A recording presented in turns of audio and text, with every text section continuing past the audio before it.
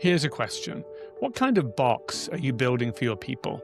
Hello, I'm Charles Day, and welcome to Fearless Creative Leadership.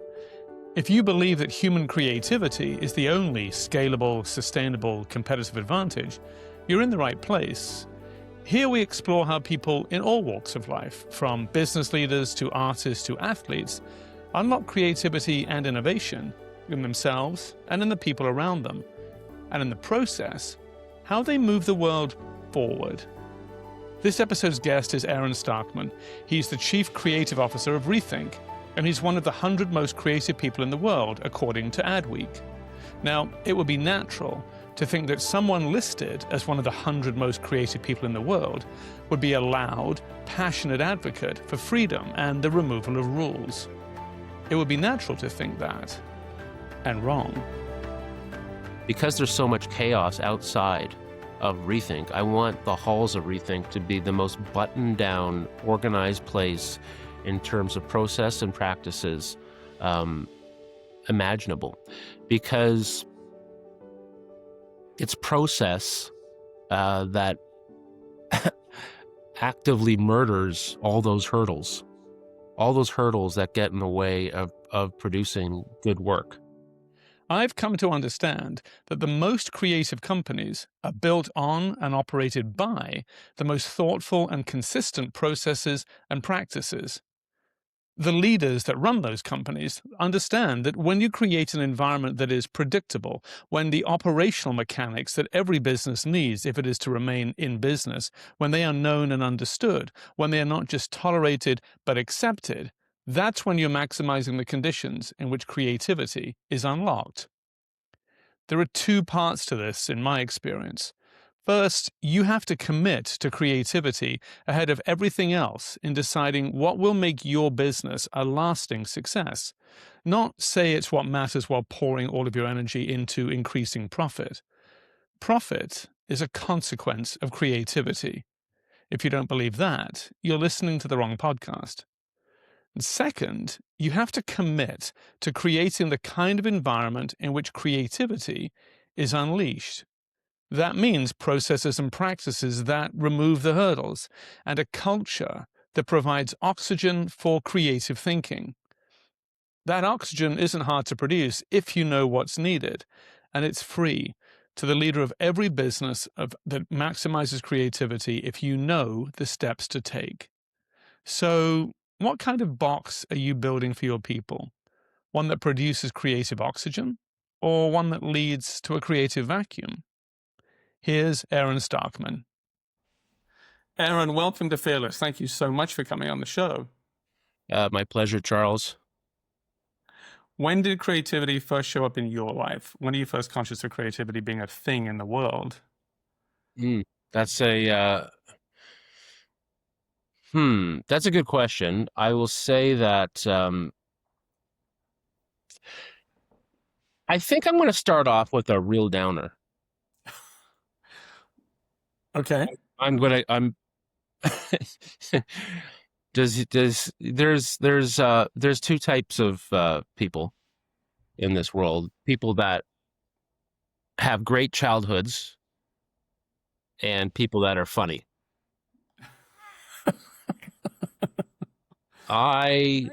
Charles, I'm funny. So back to the world of creativity and how that manifested itself for me when I was first aware of it. Happened during some dark days as a child. Listen, I have a great relationship with my dad now. He's 87 years old. He has been sober for like 40 years. So, but when I was younger, what the world looked like to me was a lot of yelling. It wasn't my dad. My dad was just kind of a happy drunk. He watched TV, and the yelling was my mom just yelling, like, "Are you drunk? Are you, like, where's the bottle?" That kind of thing. I discovered that in the chaos of that environment, I would go and hide. It's kind of like a nook behind the bed. It was a great hiding spot. like, if I just wanted to be invisible, I would go there, and behind that bed, there would be things like crayons and markers, and I would put little things behind it, and no one ever saw it except me. I never showed my sisters or my parents. It was my special thing, and I would draw like cartoons, and the more loud it would become, the more creative I got in that situation. I'd come up with storylines for cartoons, and I created like a rival show to Knight Rider with David Hasselhoff, and I was doing this at age, uh, you know, age 7, and it was it was therapeutic, absolutely, and that has carried with me all these years later. And I say everything is everything. It was. I wouldn't be in this business. I wouldn't be creative if it weren't for a rough childhood where I had to find my happy place. My happy place was behind my bed, and my happy place was creativity. And when there's a pitch or shit hitting the fan, present day, I'm calm. I'm very calm. And then I'm also that way at home as a father. So I'm happy. I'm thankful for that opportunity when I was younger, this gift of a tough environment to bring out creativity in me. And if I didn't have that rough environment, maybe I'd be an accountant or something. Was that your happy place or your safe place? That was my safe place. Yeah, I just went there. Listen, I was never in danger. I was never in danger. My dad wasn't abusive, physically abusive, but it's just tough to listen to because you can't hear the TV. You can't hear it. It's the yelling is louder than the TV. So I went in there, and even though I could still hear the yelling, I really just blocked it out. I really did. I was in my own world, and it's a wonderful place. And whenever I get the opportunity, it doesn't happen so often now because I deal with uh, Q4 meetings and managing several agencies and many people. When the opportunity comes to work on something creatively, oh my God, it is so wonderful to be in a profession where you can use your brain in a way that's just, you just get to come up with ideas and solve problems in a creative way, in a way that will make people laugh or be entertained. It's one of the greatest businesses in the world. At 7 and 8 years old, danger doesn't have to be physical, right? For it to feel terrifying, actually, right? Because I've got some experience with this myself, but you're not getting the thing that you need as a child. It's not being provided to you. Yeah. As you went through that experience, and as you said, creativity was both a safe place and a happy place, and I could see both. Have you learned over time? Are you enough for yourself at this point? Do you need the validation of others, given that you didn't get that as a child? Mm. That's a really good question. Uh, and it feels like a question my therapist has asked me. Um, I I historically have had that chip on my back. Um, I have had that where I want validation. Um, I am not super proud to admit that because I'd love to say I don't give a fuck what people think. My partner Sean thinks that, and it's so admirable, right? To be able to say that and act like that, and to answer your question, that this was, call it a gift. It was a gift from my childhood to want to please others, to want to be the best version of myself. And when I am the best version of myself, um, there's things that validate it. It could be people saying, "You did a great job. You were great. You were great in that meeting." Um, there's data like Effies and award shows and being, the blah blah blah agency of the year. Um, these are RTBs on me feeling like I am something. I am, I'm a successful person who's done well, provided for his family, and yeah, those things help. Now, is it like it was at uh, 20 years ago? Uh, that need for validation? No, but it's come up to the surface in different ways.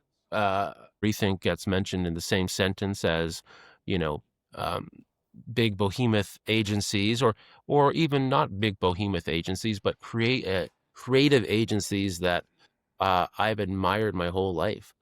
When we get mentioned in the same sentence as these incredible agencies, Wyden and Kennedy and Goodby, Mischief, when we get mentioned in the same breath, it's a real source of pride. Yeah, I care that we get mentioned in those sentences. It makes me feel good. It makes our people somehow feel validated in a way. Like all this hard work um, to put cool shit out in the world, to do things that exceed the media budget. It's being recognized, and people are paying attention. Jimmy Kimmel and Jimmy Fallon and our work is often is in these late night monologues, and there's such a buzz around the agency the next day about, oh my God, that's taking off. We just put it out. We just put it out this morning, and I can't believe it. Somehow the writers of Jimmy Fallon got it, and then they're talking about the Heinz puzzle or the Shohei Coors thing. It's great. It is absolutely great.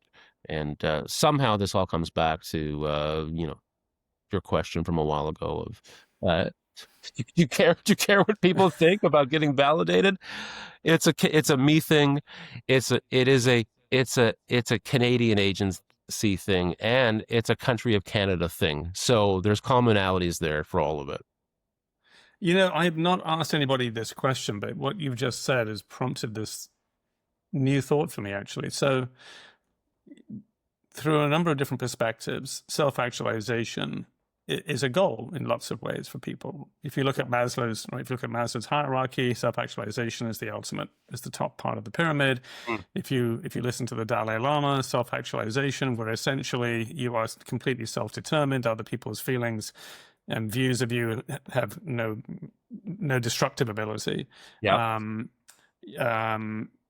Therapy, which I've been fortunate enough to benefit from. One of the ambitions of therapy is self-actualization, to be complete, to be enough in oneself. Do you think, however, that part of the creative condition requires external validation? Do you think that we need that to drive ourselves to express ourselves originally? Like, can self-actualization exist within the creative body, mindset, entity? Without the validation? Yeah. Like, do you need does one, not necessarily just you, but does one need the validation in order to be creative? Like, are we always trying to solve a problem that makes somebody say, wow, amazing? This is a deep question. This is like the kind of question I get from my friends after a few beers. And it's a really good one. Okay, I think there's a difference. I think there's a difference. I think creatives outside of this business, often the validation wouldn't matter. I think it's like, it's good enough for you. This art you made, this painting you made, this bench you put together, a poem you wrote. Uh, I think that's good enough. When I was behind that bed, that was good enough. I didn't need it. I didn't need any validation. I didn't need anybody seeing how good it was. Um, that was good enough for me, and it made me feel good. But it's a commercial business. We're in a business, and we're not making we're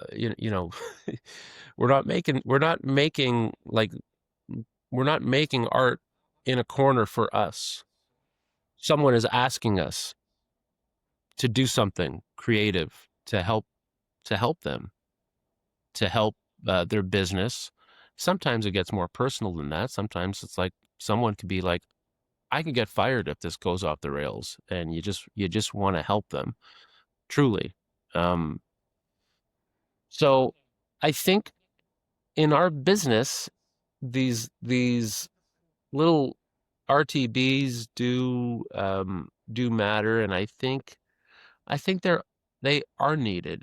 Like, if we put things in peer review internally with a cross section of who would uncover our ads, and the ad is not for the creator. The ad is for the people who it's for.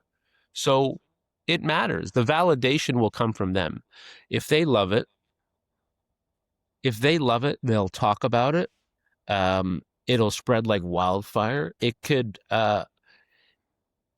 someone with good taste, like a late show writer, will put it in front of their boss, Jimmy Fallon, and they'll talk about your idea, and that's just a result of, the target loving the thing you did. So I think it matters that the people you do the ads for like the ads, and like them so much that they're inspired to take an action or do something, buy something. I mean, I think in a commercial world, it must be true. Otherwise, we're just doing stuff for ourselves, right? And that doesn't pay the bills, because we probably wouldn't choose to do some of the things Yeah. that we're otherwise paid to do. Did you always want to lead? Was leading always part of your journey? No. Oh my God. It was it was something I was scared of. Totally. In what way? Totally scared of. Well, I was a really, really, really outgoing kid. I was the one at summer camp. I would tell stories, and they'd be like creative stories. And my middle name's Gordon, so people at camp called me Gordy. Gordy is the character from Stand By Me, and he would tell really creative stories. And I didn't know how. I didn't realize, like, how good these stories were, but I got my friends laughing and stuff. Eventually, my personality changed quite a bit in terms of just my outgoingness, and I became much more of an introvert. I didn't realize I was introverted, as much as it was like I was just kind of filled with anxiety. When I dove into it later in life, I am the world's biggest extrovert, just like I was when I was a kid. However, I am an extrovert who has dealt with social anxiety in my life. And when I got into advertising, that social anxiety was there. And I was put with a partner who I love so much, Stephen Leps. And Stephen was like the absolute world's biggest extrovert, and everyone loved him, and had like leadership vibes. And as the more, the more Stephen was Stephen, the more I became this guy in the corner hiding, and I would just be like the person that I'll just do the work in the corner and be and like Stephen will talk in the meetings. But deep inside of me is Gordy, the the the extrovert who would make everyone laugh and be a crowd pleaser. And after Stephen went to Chicago, and I was devastated, but everything is everything. And I was thrust into leadership, the last thing I wanted to do. And I was put in charge of a company in Toronto called Zig, which you may have heard Crispin Porter Bogusky, they bought us, and we became that. But I was put in charge of that company as a leader, and I still had all this social anxiety, and a lot going on in my brain that no one saw, and in my heart. And I was thrust in there, and I sucked at it. I sucked at leadership. I was way too much in my own head. I was taking on a leadership style that I thought was expected in this business, which is to be filled with confidence, and it was kind of fake confidence for me, and be demanding, and get your vision across in any way. And it took a couple years of that, and back to the being validated. I I had a meeting with someone. This is early on, right when I took took the helm of Crispin Porter Bogusky, and they were making a face. I'm like, why are you making a face as I'm talking? Like you look like the cheese is stinky with that face. Don't make that fucking face. And I'm like, I'm talking like this. That person quit the next day. And it was at that moment, I went, what the hell am I doing? Why am I doing this? I'm not this person. I'm not this way to my friends. I'm not this way outside of advertising. I'm this. Maybe I'm being this way because like some of the people that I've looked up to are this way, and the Steve Jobs of it all, and there's advertising people as well, and they had this kind of this confidence, and like I'm a visionary, and like what, that is not me.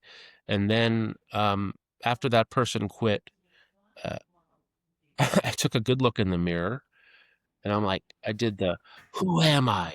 Who am I? I'm not that person. I'm not that person that did the yelling. I'm a different person. My childhood shaped me. A lot of things shaped me.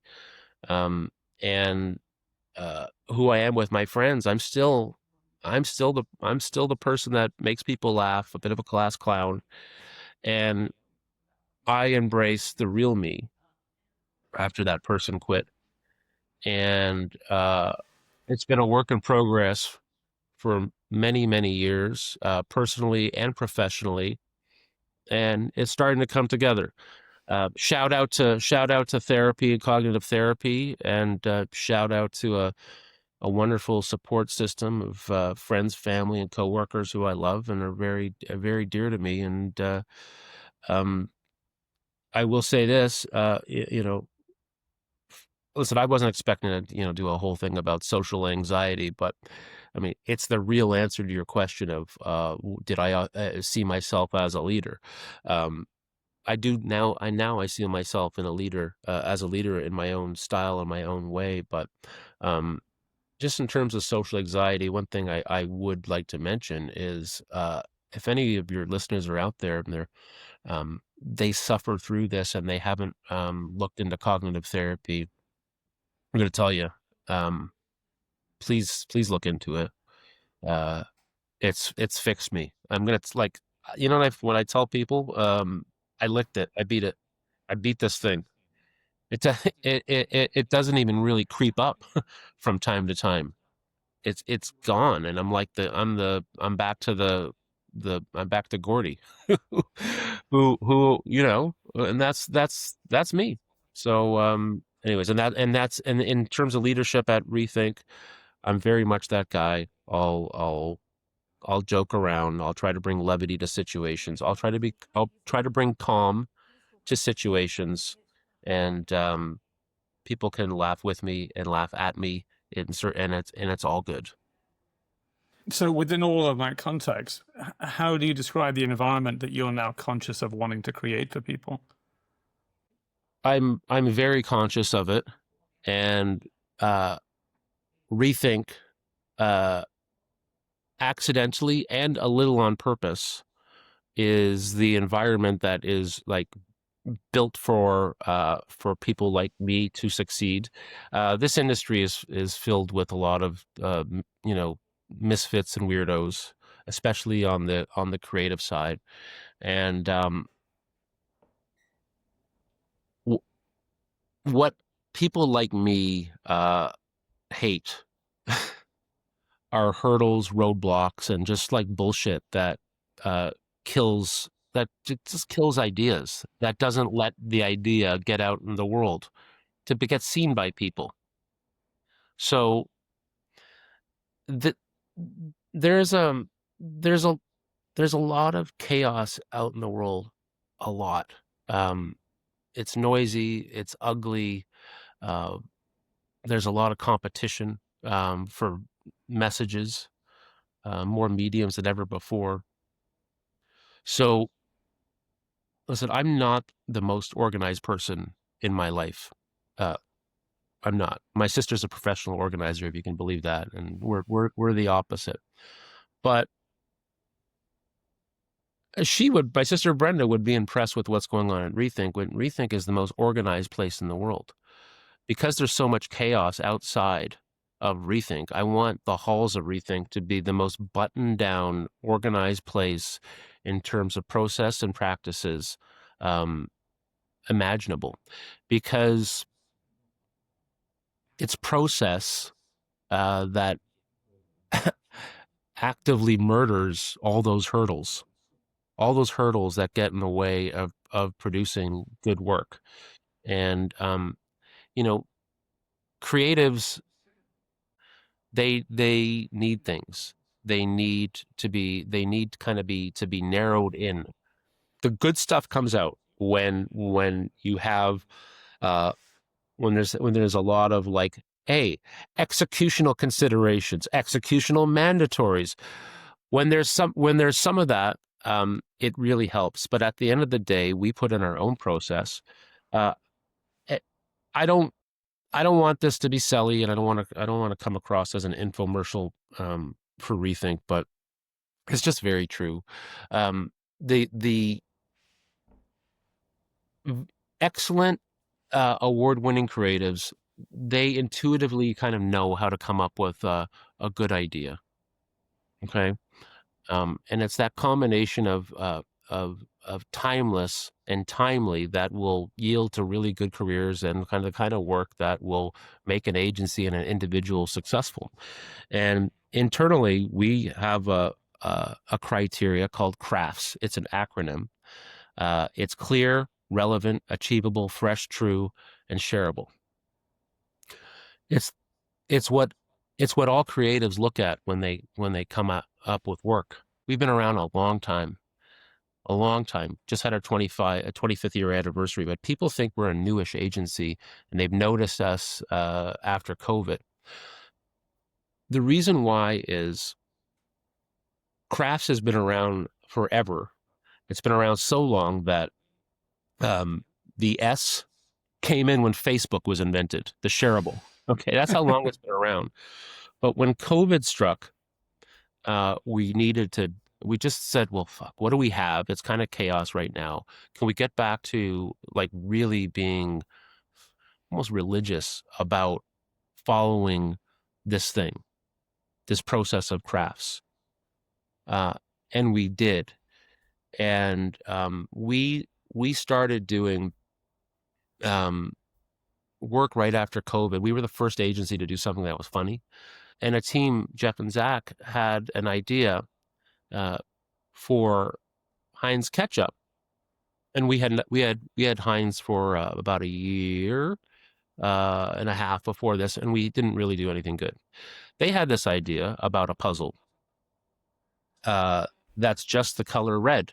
And the reason why they did that, they were going through the checklist of crafts, and the T, which is like, is it ownable to the brand? Is it very true for the brand?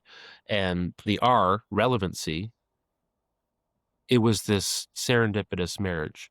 Everyone was doing puzzles at that time. Heinz is known for slow. It's kind of ownable. They own it. All right. And they wrote, Heinz creates a red, the world's slowest puzzle that's just the color red. And that's how Jimmy Fallon and Jimmy Kimmel and CNN, that's how they wrote about the idea. And it took off. And we haven't stopped since then. And we've just been hitting these crafts things that are ownable to the client, but you couldn't do it 2 years ago, and you can't do it 2 years from now. That's the relevancy. That's what we hit. And back to your question.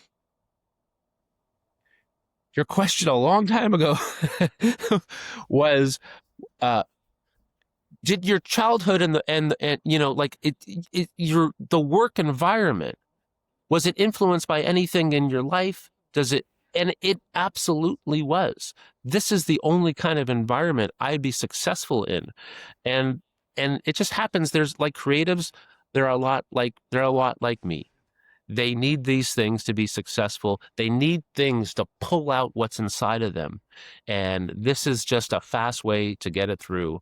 And the thing that is spiritually debilitating to them is when ideas just die for dumb reasons. So we do things called Go Then Grow. That puzzle was a great example. It started out with 57. It went to 570. It went to 5,700. Then the client said, oh, well, let's do more. Let's do more. Let's invest more.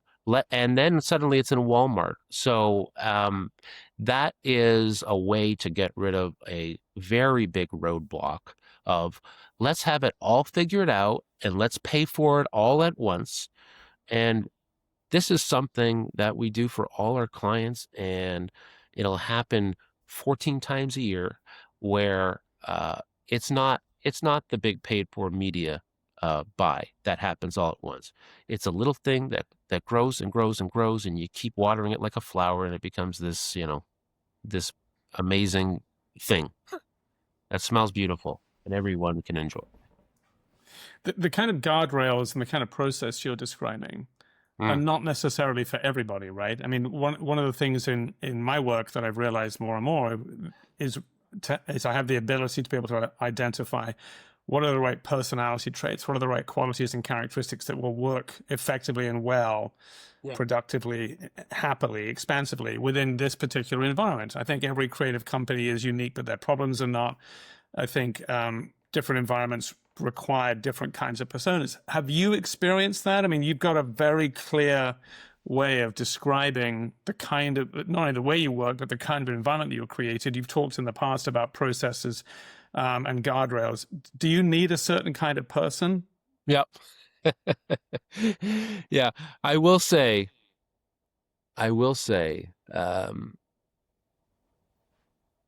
Canadians and Americans are different. We're different as creatives, and it has a lot to do with just the environment we were brought up in, the expectations, and the media clout and the budget. And they're the kind of work that like crafts work is normally best under acts, not 60-second commercials. So so I'd say to nail the things that I'm talking about, where something happens in the world Everyone's talking about it, and it's very right for the brand. It's not just noise. Canadians are good at this.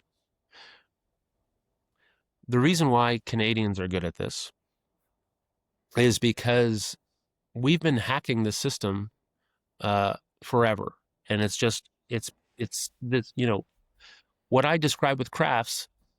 It's about getting earned media. It's about getting more eyeballs than you paid for, right? Which is kind of just our calling card. When I was doing TV commercials as a junior, very similar brief.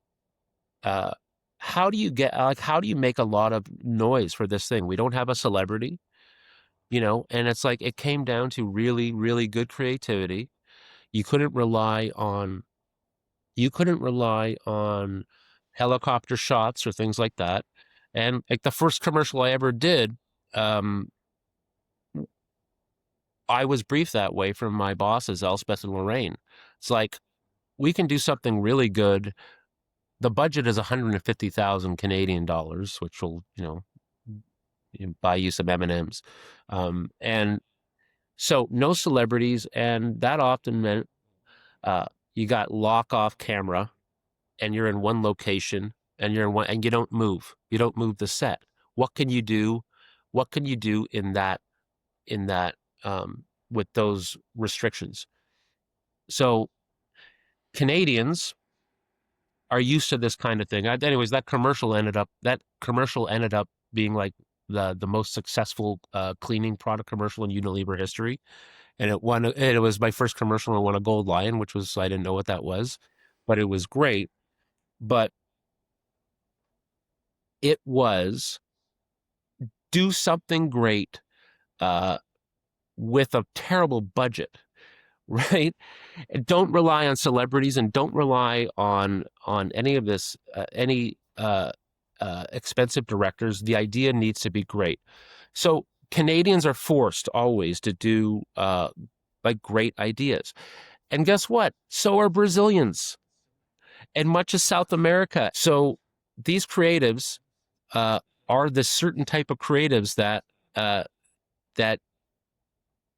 you're asking about. These are the types of creatives who've kind of learned in a system where this kind of thing suits them well. Now, we have a New York office, and our New York team is fucking amazing. But this is not the world they grew up in. The world they grew up in creatively is like, okay, like there's a Super Bowl commercial. All right. Think of some celebrities.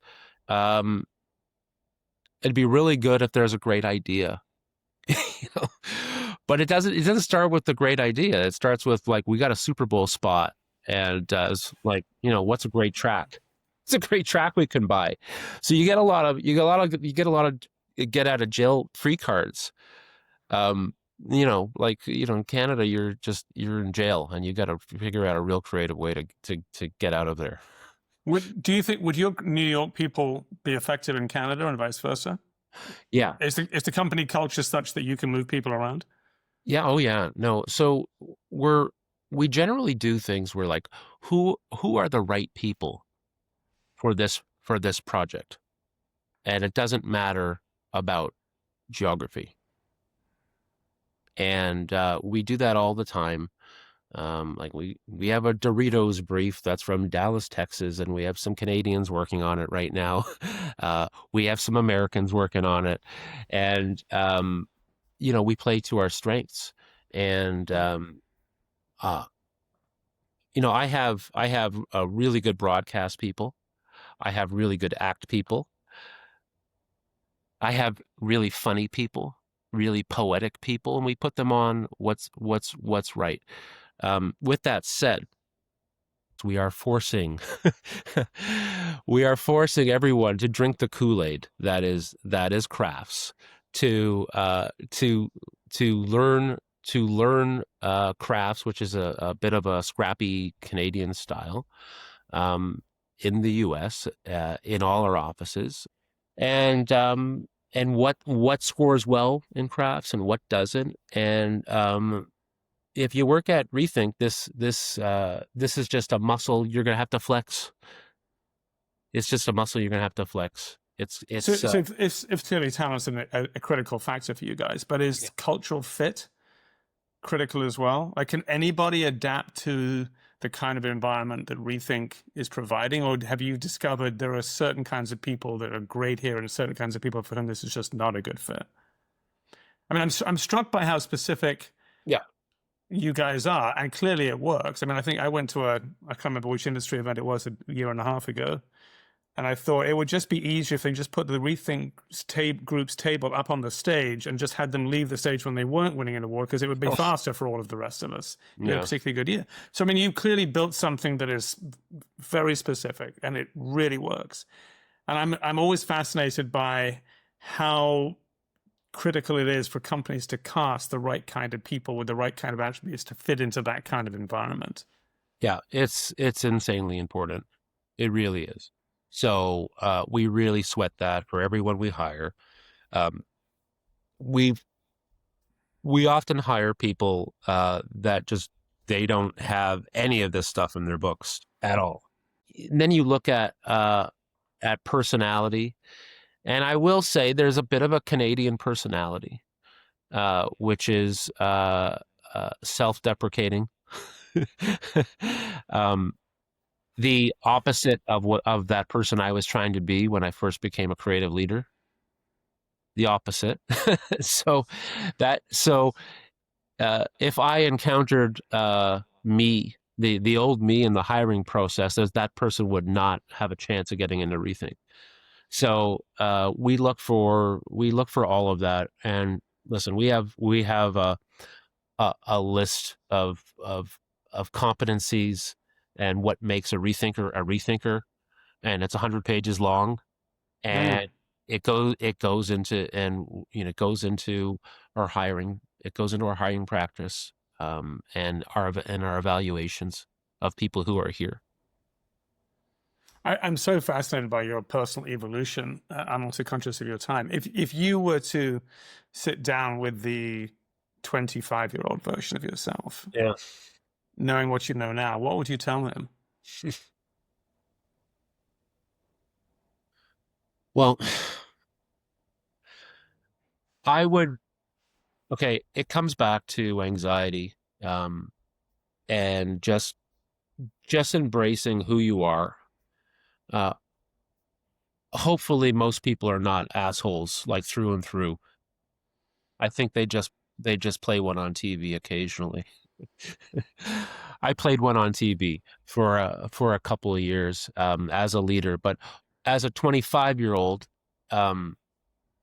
before I became a leader, it was my anxiety that brought that on. When I was 25, I was really struggling it. So the thing I would say to the 25-year-old me is the thing. Again, I started on a dark thing. I'm going to end on a dark thing, but I promise you, it's a wonderful thing. My mom died several years ago. It was sudden, and I had a dream, like one of those cliche dreams. The night after she died, and sure enough, she came to me in a dream, and it was so real. And I woke up, I was like, oh my God. I'm one of those people that had one of those dreams. I never thought I'd be that person, but my mom said to me, Aaron, listen, baby, you you can't hold on to all this shit in your head. And that's how my mom would talk. You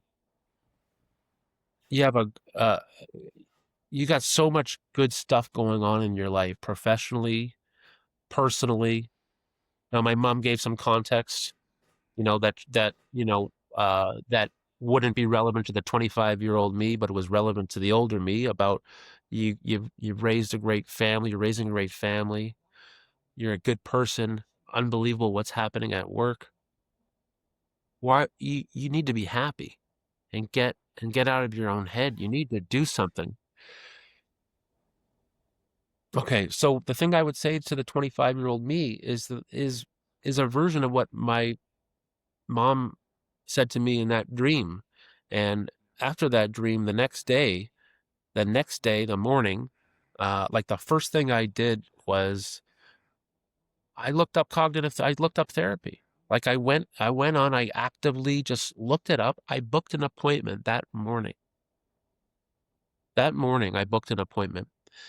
And I would I would uh I would tell the 25-year-old me, fix who you are in here and in here. Like just get that right. So when the moments come where there's roses to smell, you can like stop and smell those roses. The freaking smile on your face and enjoy that. And the last many years, I'm enjoying that. I'm enjoying the smell of the roses. I am stopping uh, to smell them. I'm encouraging our people also. Hey, we just got a thing, the agency of the year, whatever it is. Like, think about that. You know that those two campaigns you worked on that had a real impact on this and how it got all over the news. It's like, you know what? People are noticing. They're noticing the work you did. Can you just can you stop worrying about this horrible, like this bullshit that you got going on right now? Some impossible thing, or like a producer told you that, we can't do the shot or whatever it is, or we got to go to, Serbia to shoot instead of Rio. That happened to me. Stop and smell the roses. It's one of those times. That's what I saw. That's what I would say to the 25-year-old me. Last question for you. What else do you want to find out about yourself in the time you have left? On this earth, in the industry? Either, both. I'm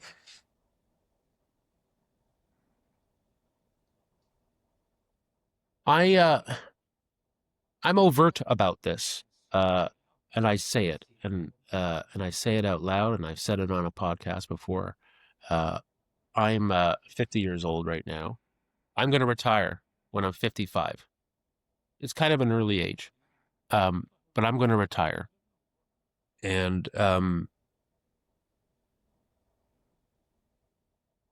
this question that you asked about, well, what do I, where do I want to go from here? Who do I want to be? I think I'm putting that on pause for a bit until when I'm 55. I'm really, really going to embrace that, because I'm not going to be, working many, many, many hours a day. I will say, the present stopgap until then is I will be myself, which is great. But that will change when I pursue different interests and things and hobbies. But I think the thing that'll be consistent is really embracing the relationships I'm in, being there, being in it, doing things to make others' lives better. My children come to mind, and that will always be a thing. But when I'm 55, selfishly, I think that's when I'll really start to pursue the answer to your question, which is like, yeah, who knows? I suspect you will never actually retire. I'm sure you'll do other things and work in different ways and different structures and different kinds of environments. But I suspect that your curiosity for the world will keep you pretty engaged in some fashion or another. I think so. I'm not going to just sit and watch TV. Right. Yeah, I'm sure that's true.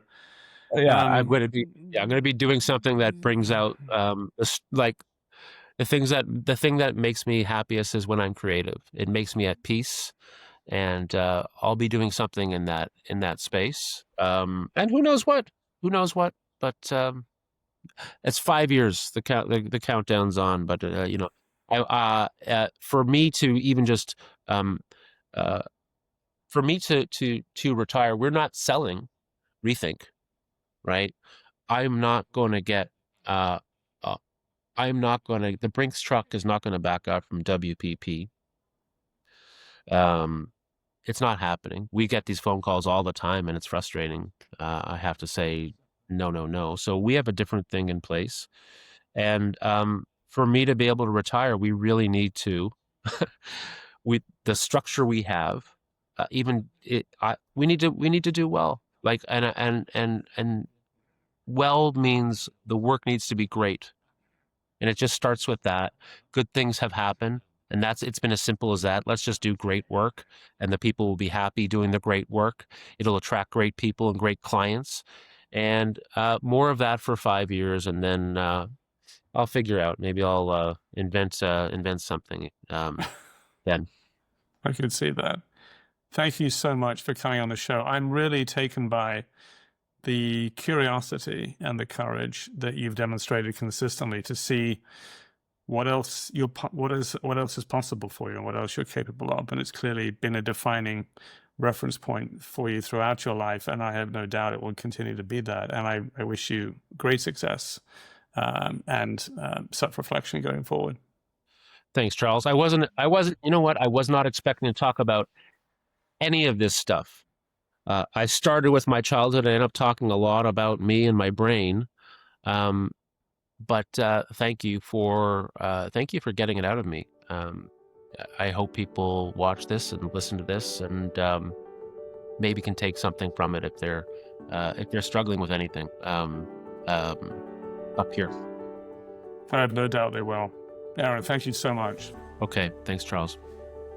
If you'd like to hear more, or to learn about our work with many of the world's most creative and innovative businesses, please go to fearlesscreativeleadership.com, where you'll find the audio and the transcripts of every episode. If you have a guest suggestion for the show, please contact the show's producer, Sarah Pardo, at sarah@fearlesscreativeleadership.com. And thanks for listening.